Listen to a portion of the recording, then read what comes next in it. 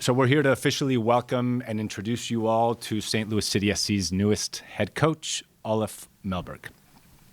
Olof was born in a small town in Sweden as the son of two PE teachers. He grew up playing all sorts of sports, but surprisingly only started playing football until his early teens.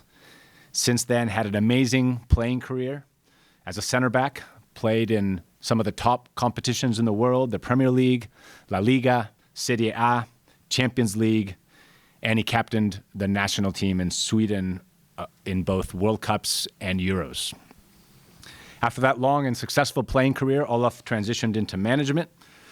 He comes to us with 5 years of experience as a head coach, primarily in Sweden and primarily at a small but very highly respected team in Stockholm called Brommapojkarna. He spent 4 seasons there, and over that time, he consistently demonstrated an ability to get the best out of his team, improve young players, and deliver results above expectations. That has earned him a strong reputation and, of course, brought multiple job offers. From the beginning, we've been thrilled to see his excitement for the MLS, his growing knowledge of our team and our players, and his steadfast commitment to wanting to be here. So we are thrilled to have him and excited about our future together. Going briefly into the process we followed, Lutz and I have been engaged on this since mid-season. At that point, we stated that we would be handing over the keys to John Hackworth for the rest of the season as interim head coach, which is what we did. And during those months, Lutz and I, together with Carolyn, approved the profile of the coach that we were looking for, employed a strong use of data to uncovering hidden gems around the world, went from a long list to a short list, interviewed candidates, traveled to meet them, and ultimately landed on the person that we believe is going to help us be successful on the pitch going forward. Lastly, I do want to once again, on behalf of everyone at the club, extend our gratitude to John Hackworth. His passion, dedication, leadership were critical for us navigating last year, and without a doubt, the team improved under John. So we're very grateful for his contribution to the club and are also very excited to have him back in his role as technical director, which is a key role in the sporting area, working very closely with Lutz and the team. Yeah, good morning from my side as well. Happy New Year to everyone. Diego said we took our time. It was a long process to find the right candidates.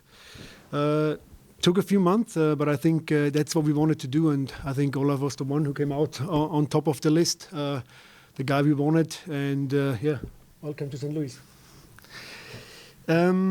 He had lots of other teams pursuing him, lots of other teams were interested in him, mostly, of course, the Swedish national team, which fortunately for us, he didn't take, and that's why he's in St. Louis now, so it was obviously always an honor to take your national team.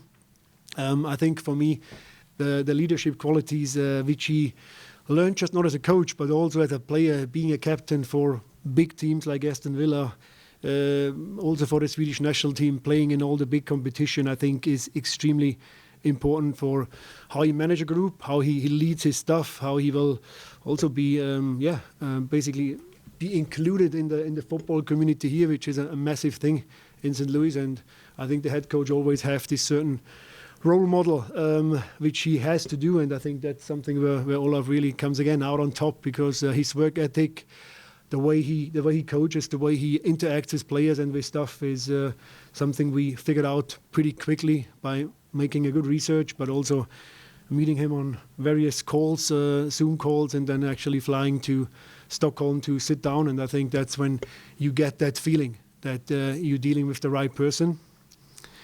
I said, working in detail, the work ethic, being very disciplined, the way he was as a player, I think is the key for us. We are already looking now into the preseason, where he landed last Friday and literally we went to a hockey game, right, directly after. But straight the next day we went to the office and started to really work detail with the coach on preseason, which is a key. We made that experience last year. At his previous clubs, I think most important, he always were above expectations. It's a smaller club, which was based a lot on young players, but also players which not the biggest names. They're always overachieved. He's very good in developing players. He's very good in actually forming a winning team. And I think that's the key for us. We want to have a winning culture. For me, one of the most important things is his track record by maximize the potential of the squad. It doesn't matter if it's only youngsters, it can be also older players, to get the most out of that, what we have on the field or on the training pitch, I think is the key. Last thing from me, I think playing philosophy, of course, is very important. We will not change our style. We will not change our philosophy. That's the unnegotiable, but we want to have our style 2.0, which means we want to be better with the ball. We want to evolve our playing style. We want to actually get better every year. And I think that's where he's as a former central defender. I think we want to tighten up our defense, but most important also get better with the ball, play some attractive football. And I think that's why we made a very good choice with Olof Mellberg. Thanks, guys. We'll have a couple questions to Diego and Lutz, and we'll go to Olaf. So, Tom, kick things off. This is for either Diego or Lutz. I mean, before the search began, did you guys know of Olof? Was it a name that was out there? Yeah, I mean, Tom, if you watch football games in the past, then you know Olof Mellberg. He played 4 European Championships. He played 2 World Cups for Sweden. Juventus Turin, they're also pretty good. So I think it's a name which is very familiar in European football. And also the rumor about taking over the Swedish national team, of course, there was lots of other teams looking at it. We knew each other before from playing days. We're not that far apart. I look a bit younger than him, but actually I'm older. And so that goes in the past as well. So yeah, we knew of him. We worked with data, and I think data also was something which really was convincing. But then there is the human part to it. If you meet, if you speak, if you talk about how you see football, how you live football, how you want to have a training week, how you want to travel to games and what you want to do, I think that's when the chemistry needs to fit. But then again, in the end of the day, it's about winning games, playing style, taking the best out of the squad. And that's why Olaf was always one of the top candidates for us. Is there any concern about someone with no MLS experience? No, not at all for me, because I think we have enough people in our staff which have a lot of MLS experience. It's not that we're having a completely new coaching team with 5-6 guys who never visited the United States before. I think there is lots of people who worked in the league for many, many years, even in double digits. And that part is one thing when it comes to traveling, when it comes to preparing, when it comes to the different climate, when it comes to different time zones. But that's not rocket science, to be honest. I think it's important that we have a coach who knows what we want. We have a coach who knows the squad, who have a coach who makes us better as a team. And I don't think MLS experience is the key for that. I would also say this was a key at the beginning. We did have a lot of discussions around that target coach profile and is that important or not? That was a big discussion that Lutz, Carolyn, and I had. We thought about it, but we also looked at data to give us any comfort whether there was any proven discernible difference between coaches that come here without MLS experience or with, and there really isn't. So then it just becomes, are you thinking short term or are you thinking medium or long term? No, and short term, it's probably likely that someone that knows the league well has some advantages, but we made sure to be making decisions for the medium term and for the long term rather than for the medium term and long term versus the short term. Brendan? Diego, you just alluded to it there a moment ago, but can you expound upon the data that you were able to utilize and how it does translate to MLS success? Yeah, absolutely. I mean, I think we had the benefit of time to run this process better than most teams can do when they need to replace a head coach. We obviously had John Hackworth able to pick up the reins and lead the team, and we had said that we were going to give ourselves the rest of the season to do that. So that allowed us to really combine the qualitative view with the quantitative analysis. From a data perspective, I would say, we're obviously still a young team, so we are still getting better and better with our use of data, but we were able to consult the database of 25,000 head coaches around the world. The moment that we did say MLS prior experience is not a requirement, we're able to obviously cast a much wider net. And by looking at 25,000 a data set of 25,000 head coaches around the world, we were then able to start filtering by things like the experience level, the number of years, the ability to add value to their team. Are they able to get better results than the quality of the team that they've been given? Their win ratios, their ability to achieve milestones like winning a trophy or getting a promotion. We were able to look at game model stats, expected goals for and against.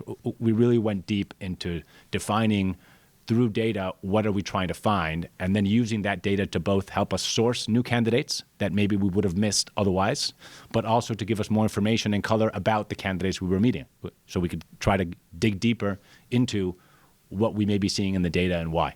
So it was a really great combination of being able to combine the use of data with obviously incredible knowledge on the sporting side from Lutz, incredible network and familiarity with head coaches all over the world, and got to the decision that we got to. We'll go to Jacob, then Justin. Lutz, you guys have touched on the success that he had as a player and the player that he was. How important is that in a search like this to have a successful playing career that can translate to a manager level? In general, it doesn't mean anything. A good player doesn't mean he makes a good coach. I can give you 1,000 examples. In this case, it's different. There is players you feel the way they lead their team as a captain or they lead their team on the field, that there is potentially a good coach in that player. You actually can give you many examples as well. I think that was for us the key, how he coaches, not the way he played. That's something nice to have, and it gives you, of course, a wealth of experience. That gives you a lot of things in the past which you can use and translate onto the field. But in the end of the day, as I said, it's all about what's happening on the field, what's happening in the changing room, how you lead your team as a coach. And I think that was the details we looked at when we got the reports back from Sweden, when we spoke to lots of former players, we spoke to colleagues of him, we spoke to other coaches, we spoke to the Swedish National Association about lots of that details, how he behaves, how he talks, how he monitors his role as a coach. And that was the absolute plus here. It's a bonus that he was a world-class player. But if he would have played in a smaller league in Finland, it wouldn't bother me as long as he's a good coach. This for either of you. Obviously, we've spoken a lot about the academy when we've been here before, and like Olaf's experience with a program that has a strong academy as well. How important was it for both of you to find a manager that could help shepherd academy kids through the second team, through the first team, and just defining that pathway a little bit more? I mean, I think it's another ingredient that's important in the search. I mean, I think the fact that he was coaching at a team that has, I believe, the largest academy setup in Europe, maybe the world. They've got thousands of players in their academy setup. And also that meant that many times he was in charge of a team that was made up of developing young players that came through that academy. That, of course, gives us confidence in his ability to not just add value on our first team and the young players coming up in our first team, but also to try to share some of that best practice with our CD2 team, our academy setup, and really integrate them into the entire sporting operation. Yeah, that's another one which will not change. I think we always said we want to have a really close connection between the second team, CD2, and the academy. So rubbing shoulders for our academy coaches to go into the office, talk to Olof and his staff to really understand what he wants and also translate that into the exercises, into the training sessions of the academy is really, really important. We want to be a team which plays the same style from the academy onwards into the second team up to the first team. So playing style, as we said, we were clear, but I said that before, and I really want to focus on that. In Brommapojkarna, it's not just a team who had only youngsters. That was a team who brought in cheaper players, younger players, players from other teams, and he made them better. He made them into a winning team. He increased the value, and improving the potential of the whole squad, I think, is the key that what we want. We want to get better, we want to get stronger, and we want to play a bigger role again we did last year, and that starts with the head coach. We'll do two more for Diego and Lutz. We'll go to Lynn and then go to Matt Baker on Zoom. For both Diego and Lutz, when you talk about the profile, you sit down to develop a profile of the coach that you wanted to hire. Could you just explain a little bit more about what it was that you guys sort of came to, just because it feels like that would be very indicative of where you feel like you are with your team and where you want to go? It goes back to the playing style. It goes also to the personality. What do we want? I think we chose also a coach where his personality represents what we are as a club.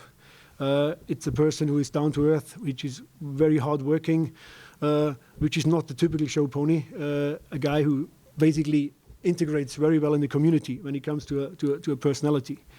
When it comes to the playing style, of course, that was when the profile comes in quite a lot, where high intensity runs. I mean, if you look at his former teams, high intensity runs, sprints, work against the ball, really getting into very quick transition mode. That was the data which really stuck out in Olof Mellberg's coaching career. And that's the data what we are looking for. I mean, this is extremely important. Of course, there is lots of other points. We looked at age, we looked at MLS experience, we looked at lots of other things to get a general profile. But the most important thing comes down in the end of the day to the way we want to play football. And that is the matrices we always have developed, how we want our left back to play, how we want our center mid to play, how we want our goalkeeper to distribute the balls. That all is measurable in the way we want to play. And that is where Olaf played exactly the football in Brommapojkarna like we want to play here. I think it's fine. And then we'll go to Matt. Diego Lutz, question on the roster that you're going to be delivering to Olaf. Do you feel like you're giving him a complete roster to work with at the start of training camp next week? Or are there pieces you're still looking to fill that would set Olaf up for the most success? And similarly, any updates on the negotiations with Jake Nerwinski and how he looks to play some of the home games? Yeah, Matt, unfortunately you got stuck in the snow, so you can't be personal. I really miss you, to be honest. Yeah, let's put it this way. We are pretty happy with the squad right now. There will be still, we are not 100% done. We did most of the things in the summer, so it was very clearly said we will not have a lot of big changes in the January window. However, we signed Timo Baumgartel, as you know, and there could be still some exit and some players, new players coming in. We are not completely finalized with it, but don't expect any massive changes.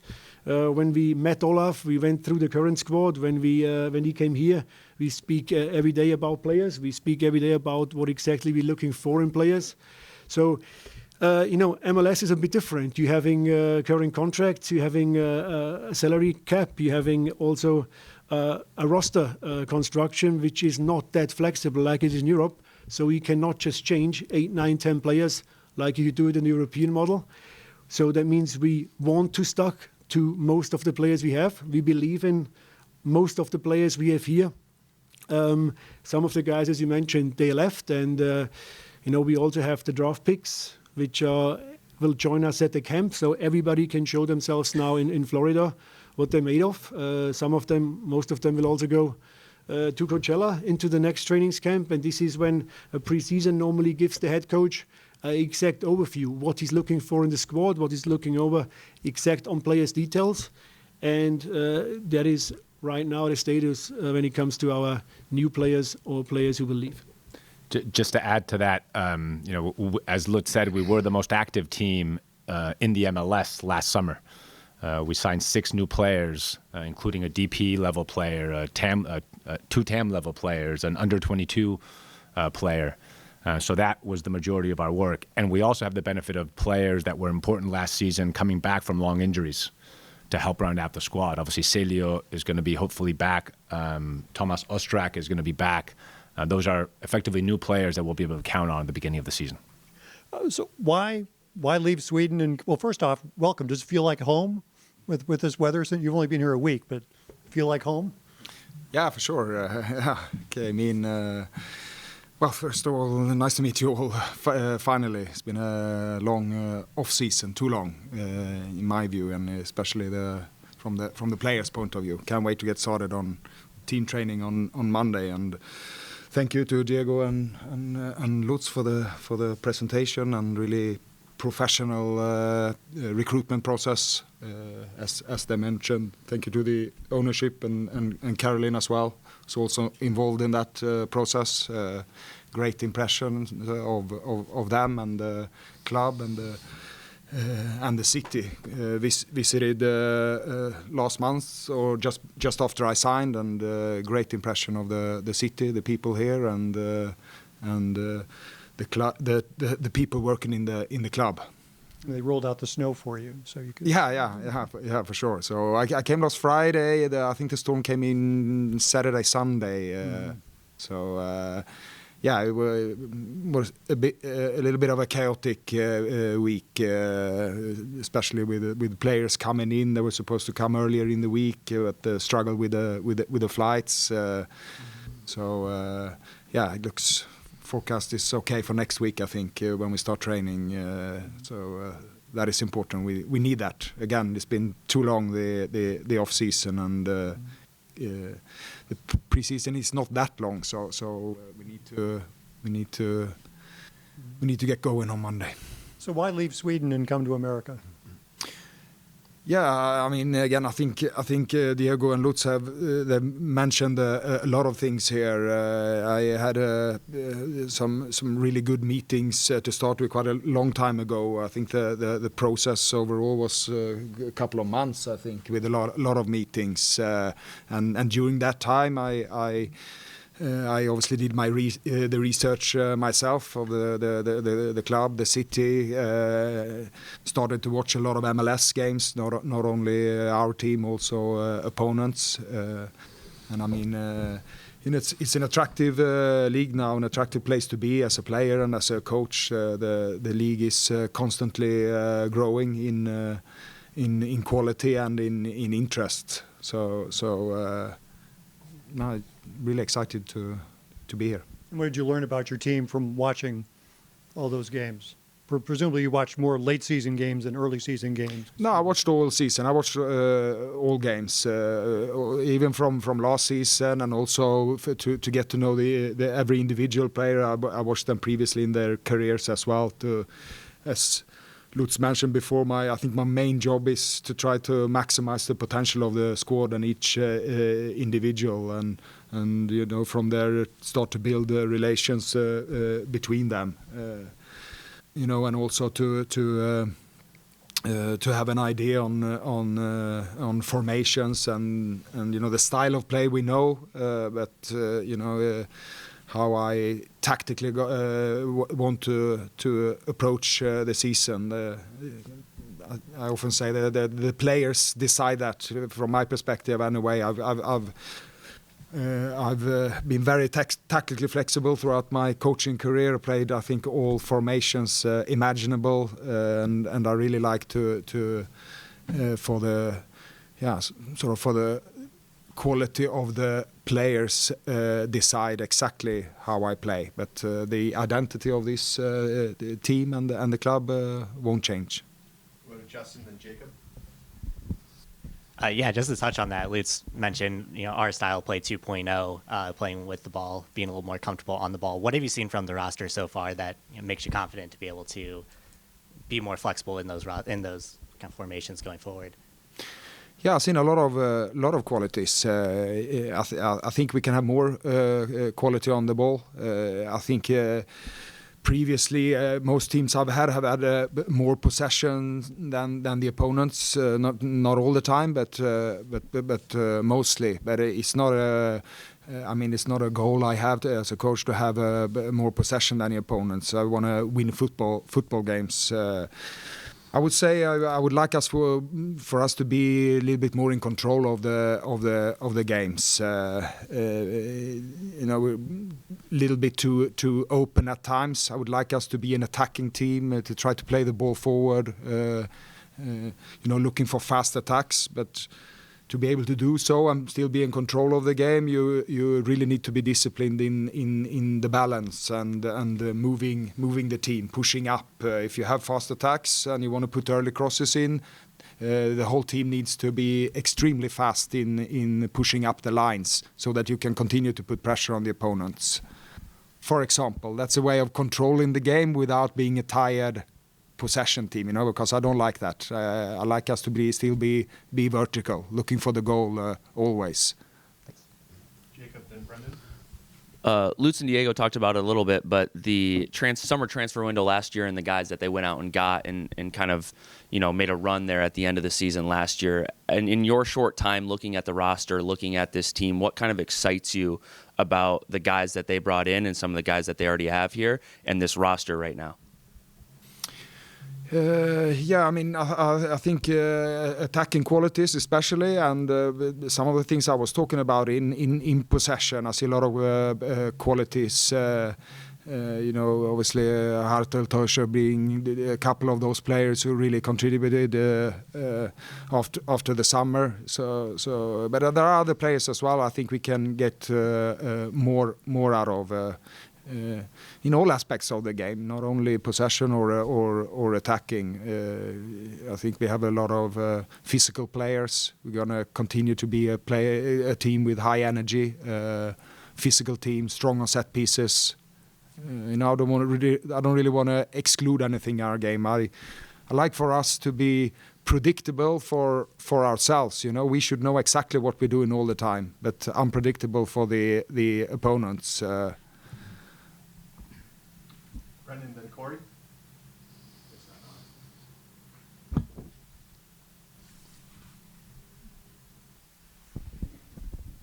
Coach Brendan Wiese, KTRS Radio. Welcome to St. Louis.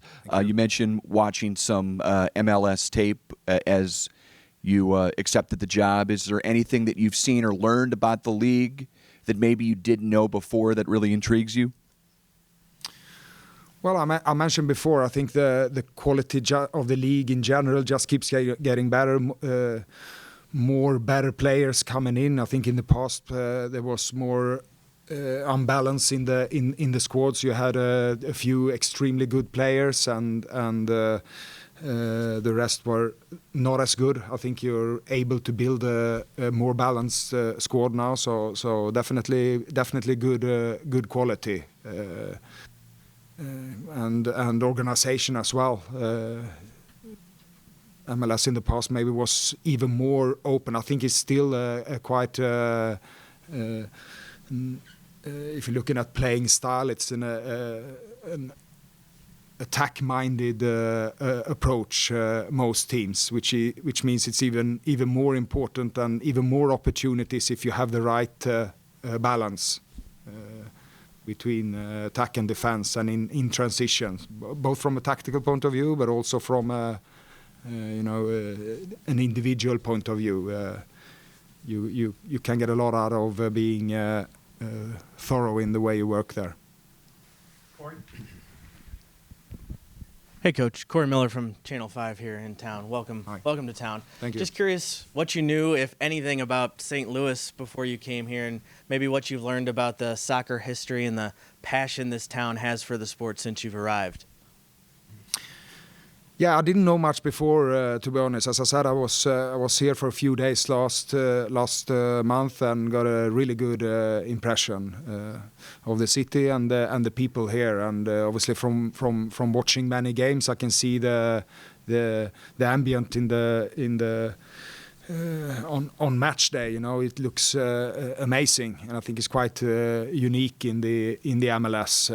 To have that support from the fans. Also, I get the feeling that they're really following the game. I think that's not always the case in the MLS. You have a lot of cheering fans, but not all of them are proper football fans, but you really get the feeling that they're following the game, supporting the way we play, and obviously they've created a fantastic setup here for the match day experience with everything surrounding the game as well, which obviously helps as well.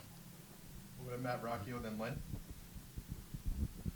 Coach, Matthew Rocchio, nice to meet you. Welcome to St. Louis. When you had that break in your managerial career for a couple of years there from 2020 to early 2023, what did you learn, about the sport? And obviously, when you take time away, I mean, did you take any coaching courses? Did you improve yourself as a manager in those 3 years? And what did you learn kind of taking a break from the sport for a little bit?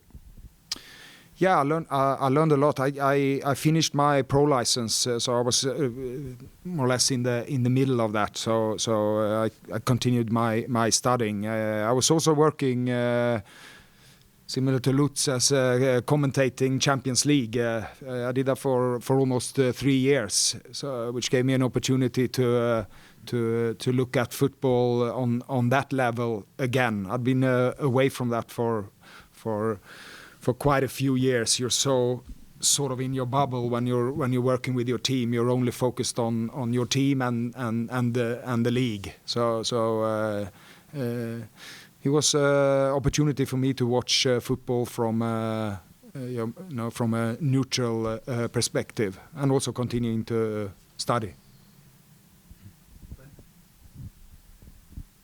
Hello, Coach. Lynn Worthy from the Post-Dispatch.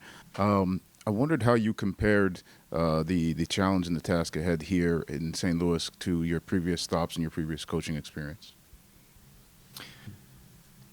Yeah, I think it's a step up. For sure, it's a step up in attention with the MLS and also the interest surrounding the MLS and this club. Which I feel I'm ready for. It's something I wouldn't say I've avoided it previously in my career, but it's not something that I've been a goal as such to coach a team with a lot of interest from fans, media, and so on. I've really wanted to focus on coaching and learn everything about what coaching is about. That's why I chose Brommapojkarna. They're a huge academy club, but very, very small club from the seniors team, and we don't have a lot of fans and a lot of media attention, which gives you the possibility to really work as a coach with the staff, with the players, and just only focus on that basically. Because I felt that from my career as a player, I know what it's about, all the attention that being at a bigger club brings. So and I don't have a problem with that, but it's something that I'm quite comfortable with, and I know from the past. So I wanted to really again focus on my coaching. So that's why I wouldn't say avoid, but I turned some bigger teams down. I didn't feel it was the right point or level. So I felt when this opportunity came, I felt it was right. Is that just do you feel like that was just the experience, or was there a difference now for you that now a little more attention is okay? Yeah, it is okay. I think the whole setup, with everything, the infrastructure here is amazing. The training ground, the stadium here. Great first impressions of the staff working here. So that's had a big impact as well in my decision. To have a great working environment. Next, we'll head over to Zoom. We'll go to Matt Baker first, and Jonathan All. So Matt, you can go. Olof, Matt Baker with Flagler Footy Podcast and a contributor to 550. I was wondering about your training styles and how you manage kind of interpersonal conflict. Last year with City, a lot was made from the players as well, about the training styles being different in MLS from what they're used to. Can you describe kind of how you plan to bring training to this team if you're going to bring a little bit of a European flair? And what are kind of your experiences in handling kind of interpersonal conflicts with the players?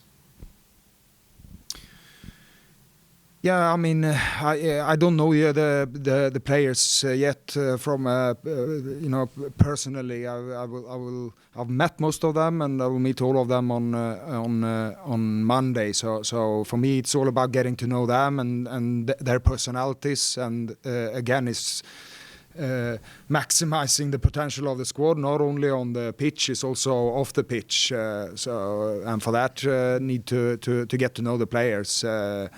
Had a lot of information from the staff around me and Lutz, so I have an idea, but I wanna get to know them first, before I make any decisions. Training methods, I would like us to be a high intensity, high energy team. So we're going to work a lot of that in our training methods. We have ways. I call it sometimes. I want to have non-stop players in my team. I think if you look at the highest level of football in the world, you see the teams are they're constantly switched on, physically and mentally. They don't take any breaks. Obviously at half time or maybe some other occasions, but apart from that, they're constantly switched on. It doesn't mean you're sprinting around for 90 minutes, but either physically or mentally, a lot of the time both, you're always switched on. That's something all the top teams in the world have in common. Lower level teams, they tend to need breaks. That's when you want to build physically as well. Players who are able to make high speed runs for 90 minutes, but it's also mentally. Lower level sometimes they want to take a break when the ball goes out for a throw-in or when the keeper catches the ball, like take a pause, And this you can develop a lot in training methods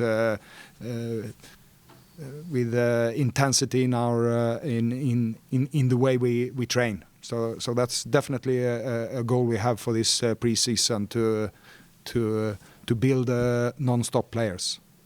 Next we'll go to Jonathan Hall. Coach Jonathan Hall from St. Louis Public Radio. So the first year that City SC existed, team achieved way more than expectations. Second year, underachieved, and there were massive changes. With that brief history, what do you expect for this year, and how much pressure do you feel you're going to be under to exceed expectations? Yeah, I mean, I think I mentioned it before. It was a little bit of a chaotic season last season. A lot of changes, which probably affected the results. I think we're in a good place now. Most players are fit. We have a good size squad, quality squad. So I think we can do well. I mean, pressure is not a problem. Every game I go into, I expect to win. It doesn't matter the opponents. If we're home, if we're away, I will expect us to win. That's for sure. So the most pressure I think I will put on myself. Next we'll go to Raul Ardiaga. Hi, Coach. Raul Ardiaga with Telemundo San Luis. First of all, welcome to the city. Welcome to the league. Coming from European football, of course, as a player and as a coach, what are your expectations about the league, about the MLS, about how competitive it can be, comparing to the European style, to the European football? Well, I think I mean the MLS is a league with influences from all over the world, both from a coaching perspective, but also a lot of players. So I don't think it's a massive difference, especially now when the quality is better. I think in general in the squads, not only 3 or 4 players. So the quality is definitely there. I mean, I think you have the stats. It's one of the leagues with the best and worst home and away record, which is will be obviously something new to me with the time differences, with the climate, with the travels. That's something we're looking at now to try to do better. We didn't do well enough away from home last season. I mean, that goes for many teams. So that will definitely be a change. And we're all working on that to have a really good approach for the away games. We got time for 2 more. We'll go to Jen Cease and wrap up with Tom Schwartz. Hello, Olaf. Can you hear me? Yeah. Great. Welcome to snowy St. Louis. I'm Jen Cease, City's radio partner with Y98 and KMOX. Your role as a center back, as a player, along with a goalkeeper like Lutz, arguably has one of the better views on a pitch when it comes to defending and attacking. Does your past playing role as a center back influence how you coach and approach game strategy? Yeah, I think so. I think Lutz was spot on before when he said, a good player doesn't make a good coach. But I think it helps, especially on the pitch and working in detail. You know the situations the players will be in on the pitch. You can see distances, you can see relations between players, details on how to approach 1v1 situation. I mean, all these little things in details on the pitch, I think is really helpful if you've been on a high level as a player. And yeah, I think from a tactical perspective, I think you said it. You have a really good view of the pitch as a centre back or as a goalie, which I think helps as well. It wasn't anything I really thought of when I was playing. That probably helps. Yeah. And then we'll conclude with Tom Schwartz. Hey, Coach, Tom Schwartz, Soccer Sunday. Välkommen till St. Louis. Tack så mycket. Your teammate, the iconic Zlatan Ibrahimovic, called you the greatest Swedish defender ever. How did you take that? How did that affect you, not even just on the pitch, but as a leader, as a man, to get a guy who, I don't know, did he ever compliment anyone else? It's just a phenomenal thing to say about you. And did that make you feel different as a man and as a leader? Yeah, it was great. I don't know, he must have really liked me on that day. I've had all kinds of comments from him, but that was fantastic. Obviously, he's the best footballer we've ever had in Sweden. So it was nice. We played together for many years and we're close friends.